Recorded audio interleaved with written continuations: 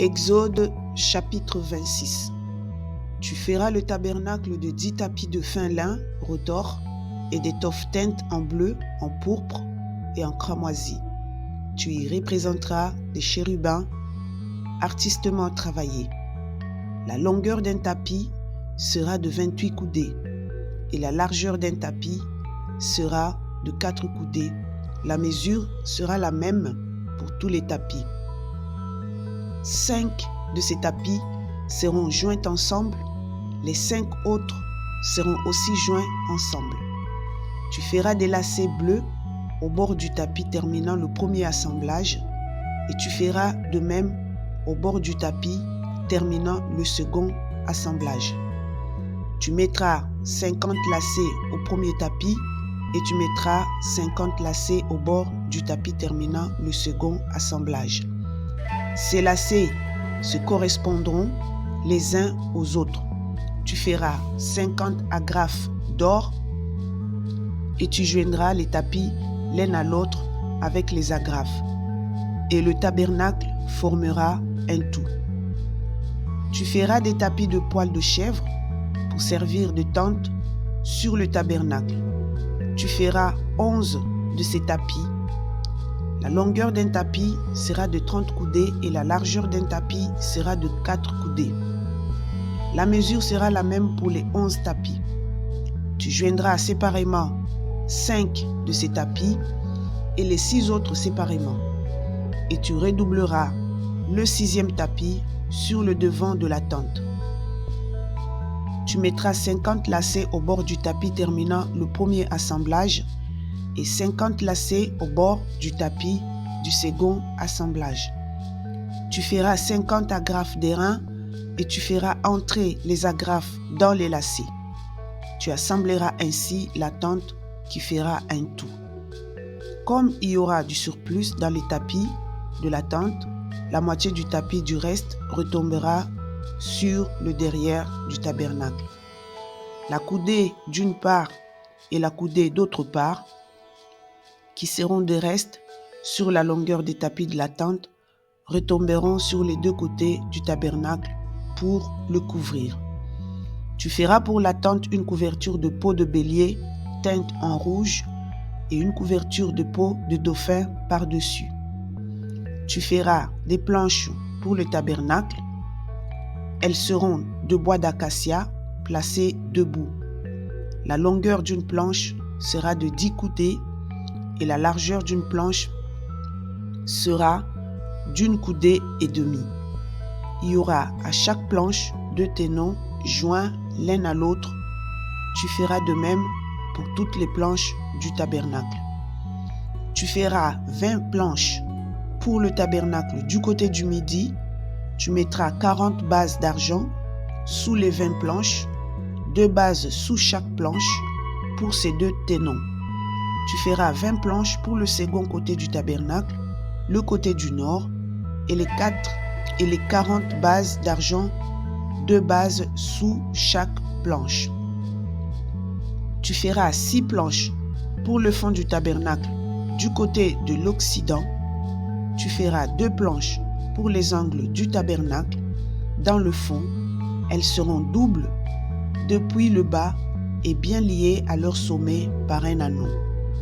Il en sera de même pour toutes les 2 placées au-dessus de 2 angles. Il y aura ainsi 8 planches avec leur base d'argent, soit 16 bases, 2 bases sous chaque planche. Tu feras 5 barres de bois d'acacia pour les planches de l'un des côtés du tabernacle, 5 barres pour les planches du second côté du tabernacle et 5 barres pour les planches du côté du tabernacle formant le fond vers l'Occident. La barre du milieu traversera les planches d'une extrémité à l'autre. Tu couvriras d'or les planches et tu feras d'or leurs anneaux qui recevront les barres et tu couvriras d'or les barres. Tu dresseras le tabernacle d'après le modèle qui t'est montré sur la montagne. Tu feras un voile bleu, pourpre et cramoisi et de fin lin retors. Il sera artistement travaillé et l'on y représentera des chérubins. tu les mettras sur 4 colonnes d'acacia, couvertes d'or. Ces colonnes auront des crochets d'or et poseront sur 4 bases d'argent. Tu mettras le voile au-dessous des agrafes et c'est là, en dedans du voile, que tu feras entrer l'arche du témoignage. Le voile vous servira de séparation entre le lieu saint et le lieu très saint. Tu mettras le propitiatoire sur l'arche du témoignage dans le lieu très saint. Tu mettras la table en dehors du voile et le chandelier en face de la table, au côté méridional du tabernacle, et tu mettras la table au côté septentrional. Tu feras pour l'entrée de la tente un rideau bleu, pourpre et cramoisi et de fin lin retors. Ce sera un ouvrage de broderie. Tu feras pour le rideau 5 colonnes d'acacia et tu les couvriras d'or. Elles auront des crochets d'or et tu fondras pour elles 5 bases d'airain. Exode, chapitre 27. Tu feras l'autel de bois d'acacia. Sa longueur sera de 5 coudées et sa largeur de 5 coudées.